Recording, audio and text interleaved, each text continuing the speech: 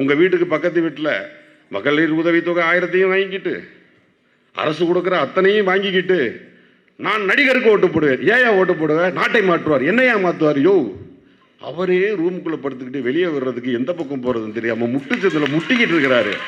என்னத்தையா நாட்டை மாற்றுவார்? எங்கேயா நாட்டை மாற்றுவார்? 41 பேர் செத்து போயிட்டான், ஓடி போயிட்டாரியா.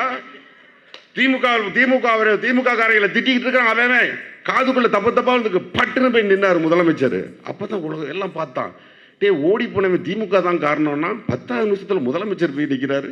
துபாய்க்கு போயிருந்தார் துணை முதலமைச்சர், அவர் திரும்பி வந்துட்டார் 1 மணி நேரத்தில். அட, எதிர்கட்சியா இருந்தாலும் பரவாயில்ல, அதிமுக காரன் போறான் உட்கார்ந்தான். கொன்னியே, நீ எங்கே போன? ஓ, நிர்வாகிகள் எங்கே போனான்? ஓடி போயிட்டான், முடிஞ்சு போச்சு. அதை கூட நம்ம மன்னிச்சிடலாம்.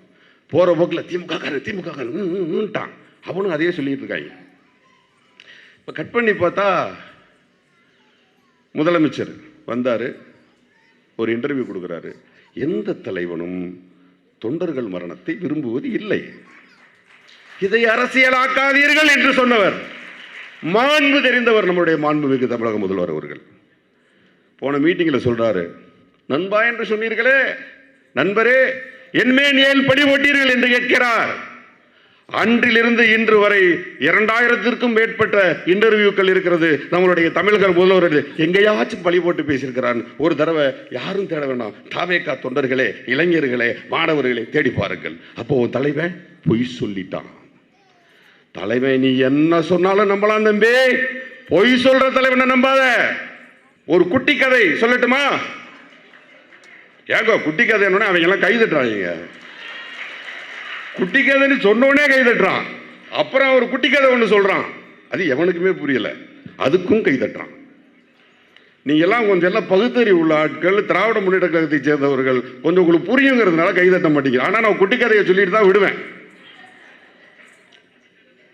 ஒரு தெரு இருக்கிறது, வியாபார ஸ்தலம்.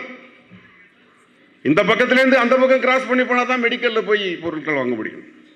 இந்த பக்கத்திலேருந்து அந்த பக்கம் கிராஸ் பண்ணி போனா தான் மளிகை பொருட்கள் வாங்க முடியும். இந்த மாதிரியான ஒரு இடத்தில் நடுவிலே ஒரு எருமை மாடு நிற்கிறது. என்ன நிற்கிறது? எருமை மாடு நிற்கிறது. பெரிய கொம்போட எருமை மாடு நிற்கிறது. மக்கள் எல்லாம் மதிப்பிடுகிறார்கள். உடனே ஊருக்காரங்களா சேர்ந்து ஒரு முடிவு செய்யறாங்க, ஆஹா, இந்த எருமை மாட்டை பற்றி தெரிந்தவர்கள் எல்லாம் வாருங்கள். பெரிய மனுஷெல்லாம் வராங்க, மாட்டை கண்ட்ரோல் பண்ண முடியல. மாடு அடக்கிறவெல்லாம் வரான், மாடை கண்ட்ரோல் பண்ண முடியல. அந்த நேரத்தில் தான் ஒருத்தன் வாரான், கெத்தா, ஸ்டைலா, மாசா ஒரு சின்ன பையன் வரான்.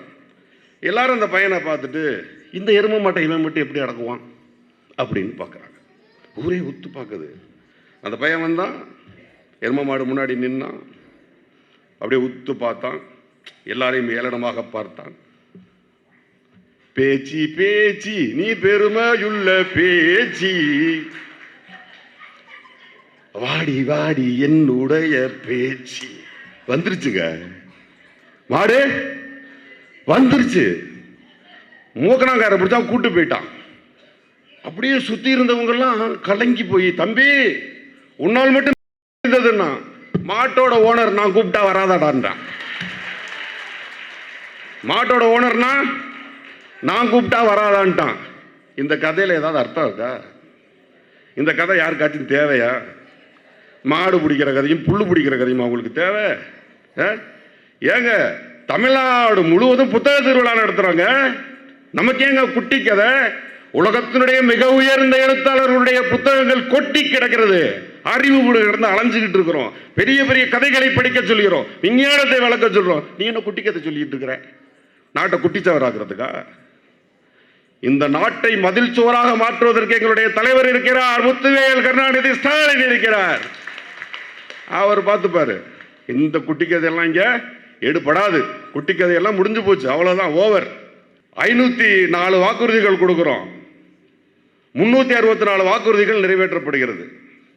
ஒவ்வொரு தடவையும் பிரச்சாரத்திற்கு செல்லும் பொழுது ஒரு மேடையை கொடுத்தாவோ ஒரு வீட்டுக்குள்ள போயிட்டு அம்மா எனக்கு ஓட்டு போடுங்கன்னு கேட்கறதுக்கு ஒரு 2 நிமிஷம் ஆகுமா?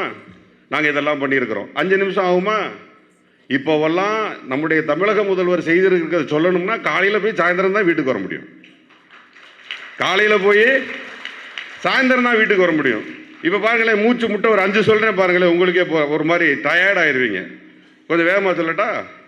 மகளிர் உரிமை திட்டம், விடியல் பயணம், நான் முதல்வன் திட்டம், புதுமை பெண் திட்டம், தமிழ் புதல்வன் திட்டம், இல்லந்தேவை கல்வி, காலை உணவு திட்டம், பல்நோக்கு மருத்துவமனை, மதுரை 100 ஜல்லிக்கட்டு மைதானம், கீழடி அருங்காட்சியகம், அம்பேத்கர் அகல கல்வி உதவித்தொகை, வடசென்னை வளர்ச்சி குழுமம், மக்களை தேடி மருத்துவம், dash dash dash dash dash dash dash போயிட்டே இருக்கும், போய்கிட்டே இருக்கும். எலெக்ஷன் வந்தோடனே ஒருத்தர் சொல்றாரு, ஏன் இங்கே நாங்கள் எல்லாம் இருக்கிறோமே, உங்களுக்கு என்ன போட்டி டெல்லியோடு, உங்களுக்கு என்ன போட்டி, நீங்க என்ன பாரதிய ஜனதாவோடு மோதுகிறதாக சொல்கிறீர்கள், அனைத்து இந்திய அண்ணா திராவிட முன்னேற்ற கழகம் இங்கே இருக்கிறது, நாம் தமிழர் கட்சி இருக்கிறது, தாவேகா இருக்கிறது, உங்களுக்கு என்ன அங்கே? ஐயா நீங்க எல்லாம் பொருட்டே இல்லை. இங்கே வரவிருக்கிற ஒரு மிகப்பெரிய ஆபத்தை தடுப்பதற்கு இந்தியாவிலேயே ஒரே ஒரு முதல்வர் தான் இருக்கிறாரு. அவருடைய பிறந்தநாள் விழாவை தான் கொண்டாடிட்டு இருக்கிறோம். முத்துவேல் கருணாநிதி ஸ்டாலின். 2026 மேல முத்துவேல் கருணாநிதி ஸ்டாலின் எனும் நான் அதுக்காக தான் வேலை செஞ்சுட்டு இருக்கிறோம். இல்லாட்டி உள்ள வந்துருவாங்க. அமெரிக்காவில இருந்து ட்ரம்ப் சொல்றாரு மோடி கிட்ட, ஐயா நம்ம ஊர்ல ஒரு கதை இருக்கு தெரியுமா, டே நிறைய அரிசி தரேன்டா, அதுக்கு ஈக்குவலா நீ நிறைய அரிசி எல்லாம் எடுத்துட்டு வந்துரு, நான் ஈக்குவலா உமியை எடுத்துட்டு வந்துடும். என்ன அரிசினா உமினா என்னன்னு தெரியும்ல, போட்டு அரைச்சோம்னா தோலெல்லாம் உமி, மற்றதெல்லாம் அரிசி. என்ன நான் உமியை ஒரு மூட்டை எடுத்துட்டு வரேன், நீ அரிசி ஒரு மூட்டை எடுத்து வந்தோம். நம்ம ரெண்டு ஊதி ஊதி சாப்பிடுவோம், நம்ம ரெண்டு ஊதி ஊதி சாப்பிடுவோம். ட்ரம்ப் அந்த கதை தான். என் ஊர்ல இருந்து எல்லா பொருளையும் என் ஊர்ல இறக்குவேன், 10 பைசா வரி தர மாட்டேன். உன் ஊர்ல இருந்து எல்லா பொருளையும் அங்கேயே இருக்கு, ஆனா வரி உன்ட்ட 18% வாங்கிட்டு தான் கொடுப்பேன். என்ன ஆகும், நம்ம ஊர்ல கோதுமை விளையும், நம்ம ஊர்ல இருந்தே வாங்கிட்டு போவான், அதை பாலிஷ் பண்ணுவான், பாக்கெட் பண்ணுவான், இந்தியாவுக்கே அனுப்புவான். விவசாயி அதுக்கு 27 ரூபா போடுவான், அமெரிக்காக்காரன் 20 ரூபா போடுவான். எந்த பொருளை வாங்குவ, எந்த பொருளை வாங்குவீங்க? 20 ரூபா பொருளை வாங்குவீங்க. அதுவும் அமெரிக்கா பொருள். நம்மளுகளை ஏமாத்துறது ரொம்ப ஈஸியாச்சு. அப்படித்தான் புடலங்காய் வித்துட்டு இருந்திருக்கான் ஒருத்தன், ஒரு குள்ள புடலங்காய், ஒருத்தர் நெட்ட புடலங்காய். இந்த நெட்ட புடலங்காய் வித்துக்கிட்டே இருந்திருக்கு. இந்த குட்டை புடலங்காக்காரன் பார்த்தான், இது என்ன நம்ம வயலுக்கு அது வித்துக்கிட்டே இருக்கு, ரொம்ப நேரமா உட்காந்துருக்கமே, சரி ஓகேடான்ட்டு கல்கட்டா புடலங்கா கல்கட்டா புடலங்கா கல்கட்டா புடலங்கா நான் பார்த்தாங்க. இது கல்கத்தால இந்த புடலங்காவில் வித்து போச்சு. பக்கத்தில் இருக்க வந்து கேட்டேன், என்னடா போய் சொல்றேன், நான் ஒண்ணுமே சொல்லலை, நீ கல்லை கட்டின நீளமா வளர்ந்துச்சு, நான் கல்லை கட்டலை குள்ளமா இருந்துச்சு, கல்கட்டா புடலங்கா, நான் உண்மையைத்தான் சொன்னேன். வாங்கிட்டு போட விட்டால் நான் என்ன பண்ண முடியும்? அதைத்தான் நம்மளை பண்ணிக்கிட்டு இருக்காங்க, அதைத்தான் நம்மளை பண்ணிக்கிட்டு இருக்காங்க. அதை நம்ம புரிஞ்சுக்கணும்.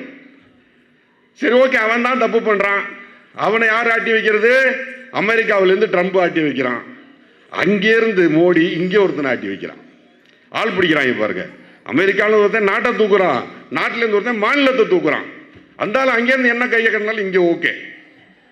10,000 ரூபா தராராமே, கேள்விப்பட்டீங்களா? 10,000 ரூபா தராராம். சரிங்கய்யா தந்துருவீங்கய்யா. அண்ணன் சொன்னாரு, உனக்கு 5,000 ரூபாய் கொடுக்க சொல்லி நம்முடைய தளபதி அவர்கள் போராடினார் கொரோனா டைம்ல. ஐயோ கொடுக்கவே முடியாதுன்னு 1000 ரூபாய் கொடுத்தாரு. நம்ம தளபதி என்ன பண்ணாரு, வந்தோன்னு இந்த 4,000 ரூபாயை திருப்பி கொடுத்தாரு. நம்ம சொல்றதையும் செய்வோம், சொல்லாததையும் செய்வோம். அதுதான் தளபதி, அதுதான் தளபதி. இவர் எப்படி கொடுப்பார் 10,000? ஒருத்தன் கேட்கறான், 12:05 அந்த இன்டர்வியூ, 12:05 இன்டர்வியூ. ஆம் நான் 10,000 கொடுக்க போகிறேன் அப்படின்னு இன்டர்வியூல கேட்கறான். ஏன் அது பொருளாதார சீர்நிலை வருமே, ஏதாவது பிரச்சனை வருமே, அது எப்படி கொடுப்பீங்க 12:05? இந்த 10,000 கொடுப்பதற்கான காரணம் என்ன? அது வரிச்சுமையை அதிகப்படுத்தி விட்டார்கள் தமிழக அரசு. ஓ அப்படியா, பொருள் விலை வித்துருச்சு, மக்கள்லாம் தாய்மார்கள் சிரமப்படுகிறார்கள், 10,000 ரூபாய் கொடுப்பேன். இது 12:05க்கு. 12:11க்கு அதை எப்படி கொடுப்பீங்கய்யா? முறையான விகிதத்தில் வரி விதித்து அந்த 10,000 ரூபாயை கொடுத்து விடுவேன். ஏயா அதுக்கு அந்த பருத்தி மூட்டை குடோன்ல இருந்திருக்கலாமே, அந்த பருத்தி மூட்டை குடோன்ல இருந்திருக்கலாமே. அப்ப நீங்க கடைசி கொடுக்க போறதில்லை, எதையும் செய்ய போறதில்லை, மக்களுக்கு எந்த விதத்திலும் உதவியா இருக்க போறதில்லை. ஏன்னா நம்ம 1000 ரூபாய் கொடுக்குறோம் மகளிர் உதவி திட்டம். என்ன சொன்னாங்க, ஐயோ கொடுக்க முடியாது, அதெல்லாம் அப்படி ஒண்ணு தமிழக அரசே நடத்த முடியாது. இப்ப நம்ம 1000 கொடுக்கணும்னு அவர், நான் 2,000 கொடுப்பேன். இப்ப எங்க இருந்து வந்துச்சு, இப்ப எங்க இருந்து வந்துச்சு? யோ கொடுக்கணுங்கிறது மனசிய, மக்களுக்கு செய்யணுங்கிறதுக்கு மனசு வேணும், திட்டம் இல்ல மனசு. மக்களுக்கு செய்யறதுக்கு மனசு வேணும். அந்த மனசு இருக்கக்கூடிய ஒரே முதல்வர் நம்முடைய தமிழக முதல்வர். முத்துவேல் கருணாநிதி ஸ்டாலின். உனக்கு மனசு இல்லை. எந்த முகரையை வச்சுக்கிட்டு வந்து ஓட்டு கேட்குறீங்க? எப்படி கேட்பீங்க? அதான் சொல்லனே, நீங்கள் வாக்கு கேட்டீங்கன்னா அம்மா ஓட்டு போடுங்க, அத்தோட முடிஞ்சு போச்சு. எங்க அண்ணன் போய் ஓட்டு கேட்டார்னா, அக்கா 1000 ரூபா வந்துருச்சா? வந்துருச்சு. பாட்டி உதவி வந்துருச்சு. ஏமா காலேஜுக்கு போறிய? 1000 ரூபா வந்துருச்சுண்ணே.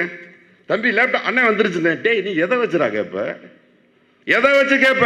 நீ ஒரு வீட்டுக்குள்ள நுழைஞ்சியன்னா டாப் டு பாட்டம் எங்களுடைய தலைவர் கொடுத்தது, டாப் டு பாட்டம் எங்க தலைவர் கொடுத்தது. என்ன போய் கேட்பீங்க? அதனால அந்த 200 தொகுதின்னு என்னுடைய தலைவர் ஆசைப்படுறாரு. 234 தொகுதி அடிக்கிறோம். 234 தொகுதி அடிக்கிறோம். இந்த சூழல்ல ஒன்னே ஒண்ணுதான். நாம் திரும்ப திரும்ப சொல்லுகிறேன், நாம் ஒரு ஓட்டு அல்ல, ஒவ்வொருவரும் 100 ஓட்டு. நான் இப்போ சொல்றேனே, மேடையில் ஏறிக்கிட்டு இந்த கேமரா முன்னாடி பேசுறேனே, அது போகுது அவரை 10 லட்சம் பேருக்கு போகும், 20 லட்சம் பேருக்கு போகுமா? தாய்மார்களே எடுத்து சொல்லுங்க, புரிய வைங்க. ஏற்கனவே 15 லட்சம் தரேன்னு சொல்லி பொய் சொல்லி ஒரு தலைவன் உட்கார்ந்தான் டெல்லியில. போச்சு இந்தியா, பொருளாதாரம் அழிஞ்சிருச்சு. என்ன காரணம்? நிர்வாகம் தெரியாத தலைவர்கள். நம்முடைய முதலமைச்சர் நிர்வாகம் மட்டுமல்ல, தமிழர்களோட உணர்வோடு கலந்த ஒரு தமிழக முதல்வர்.